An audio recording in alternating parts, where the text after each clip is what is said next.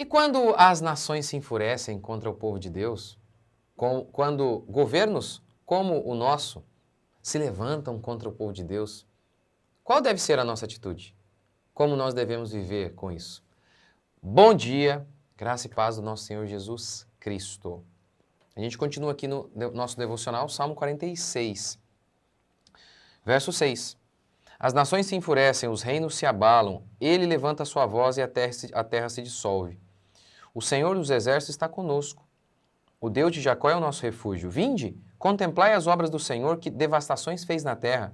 Ele acaba com as guerras até os confins do mundo, quebra o arco e despedaça a lança. Destrói os carros com fogo. Aquietai-vos e sabei que eu sou Deus. Então, no verso 2, ele está descrevendo a ira das nações contra o povo de Deus. As nações se enfurecem. A questão é que Deus se enfurece mais ainda. É o que ele diz aqui, ó. As nações se enfurecem, os reinos se abalam. Ele levanta a voz e a terra se dissolve. As nações se enfurecem, mas aí ele levanta a voz, ou seja, eles gritam, Deus grita mais alto. Essa é a figura aqui desse versículo. Eles se levantam, se enfurecem, mas Deus se enfurece mais. A ira dele é muito maior do que a ira desses homens. Então, a gente vive dias assim no nosso país, em que um governo totalmente anticristão, que não hesita em falar contra a igreja, contra o genuíno povo de Deus, Eles dizem que não tem nenhum problema com a igreja, mas aí eles criticam, tem uma igreja que eles não criticam, que é aquela igreja canhota, a igreja canhota, com os pastores canhotos. Mas a genuína igreja, esse governo não hesita em criticar. Como, por exemplo, na China, existe a igreja que é regulamentada pelo Estado. Agora, a igreja verdadeira é perseguida. Então, nesses dias, isso aqui tem muito a ver com o que a gente está vivendo. E aí, quando as nações, né, ou seja, os homens se levantam, e aí? A gente tem que se lembrar que Deus se levanta mais ainda. Lembra do rei babilônico Belsazzar dando uma festinha de arromba? E aí ele pegou lá os utensílios do templo e estava lá bebendo nos utensílios do templo? Tá vendo? Querendo dizer o seguinte, olha aí, ó, nós vencemos o Deus dos judeus. Aí nessa hora apareceu uma mão no meio da festa. Lembra desse texto? Eu tenho uma série aqui sobre Daniel. Essa série é muito boa, gente. Assistam a série sobre Daniel. Tem tudo a ver com o que a gente está vivendo. Aí aparece uma mão lá.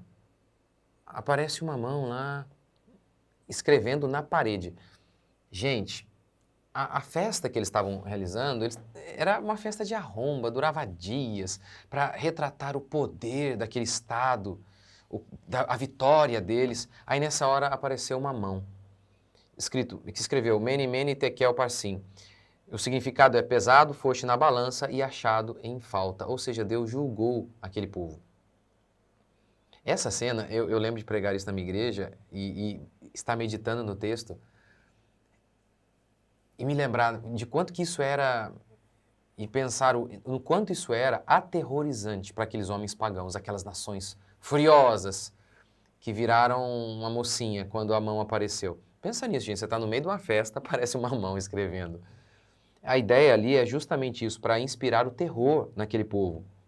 E é isso que a Bíblia diz também, que vai acontecer quando Jesus Cristo voltar. Vai ser dia de terror. Para quem? Para os ímpios.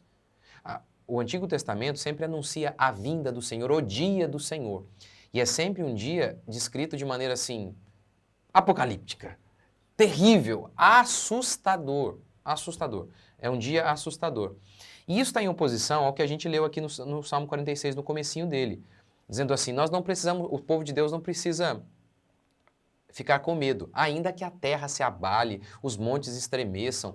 Ou seja, a cena aqui é apocalíptica contra o povo de Israel.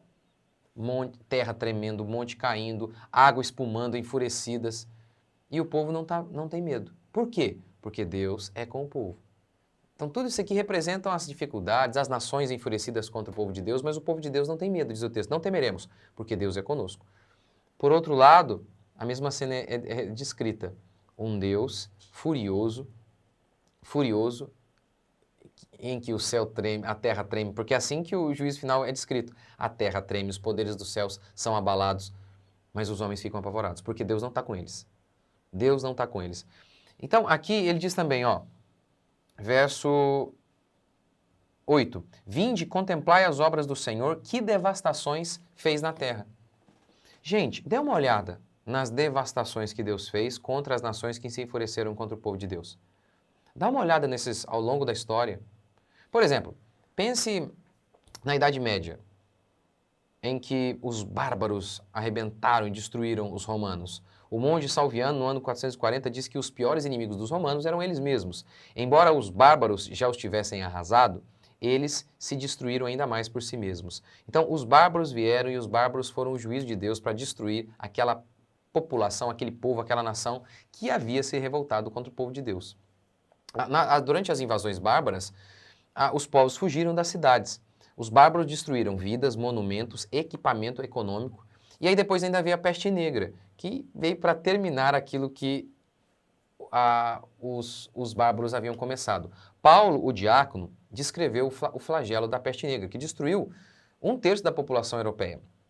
Propriedades ou cidades até então tomadas por multidões de homens eram em um dia mergulhadas no mais profundo silêncio. Filhos fugiam abandonando sem sepultura o cadáver dos pais. Pais abandonavam as entranhas fumegantes de seus filhos. O século voltara ao silêncio anterior à humanidade. Nenhuma voz dos campos, nenhum assobio dos pastores, as colheitas esperavam em vão quem as colhesse. Os campos tinham se transformado em cemitério. Isso aqui quem descreve é Legoff, o historiador, um grande historiador da Idade Média. Olha a cena que ele está descrevendo aqui, grande devastação. Ó, o texto diz isso. Contemplai as grandes devastações.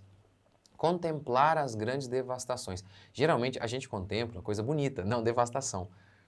Mas a devastação efetuada por Deus é uma coisa bela, porque é o juízo de Deus efetuando ali, sendo efetuado sobre os ímpios. É Deus efetuando justiça. É uma coisa para que a gente contemple, para que a gente pare para analisar. Por quê? No dia da adversidade em que os ímpios reinam, como hoje, para que a gente não se desanime e se lembre, Deus sempre provocou devastação contra esses homens. Deus sempre julgou esses homens. Não desanime.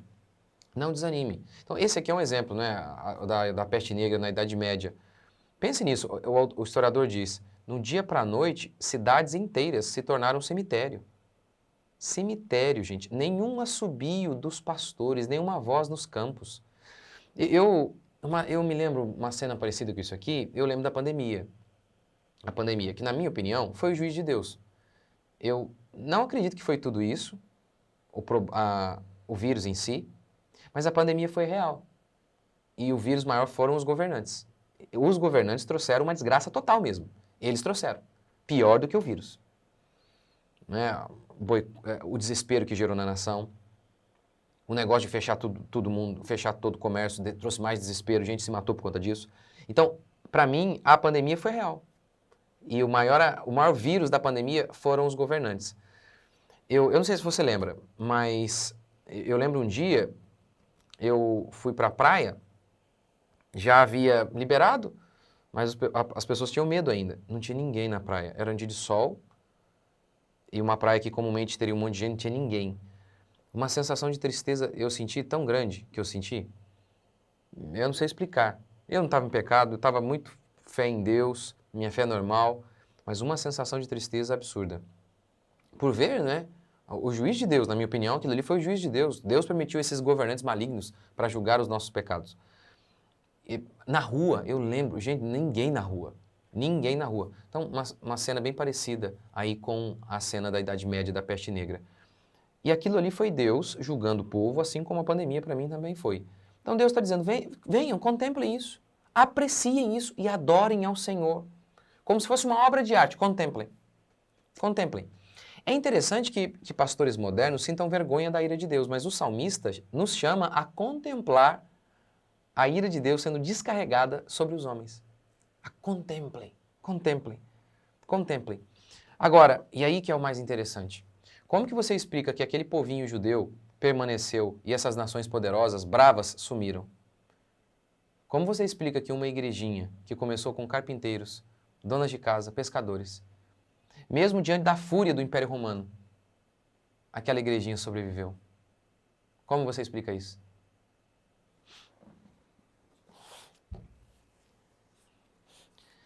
Verso 4.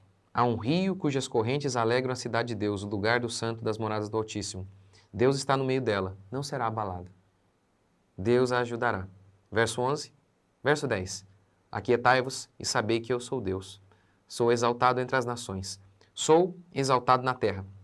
O Senhor dos exércitos está conosco. Não com todo mundo, é conosco que Ele está. O Deus de Jacó é o nosso refúgio. Olha, eu ensino isso aqui na minha igreja, ensino para as crianças da minha igreja, para os meus filhos, para os irmãos. Isso aqui é real. Deus é conosco. Eu nunca precisei buscar refúgio lá fora, em doutores, para tratar da minha alma. Não porque eu sou forte. Não, de forma alguma. Mas o meu Deus é forte. O meu Deus é capaz de acalmar meu coração.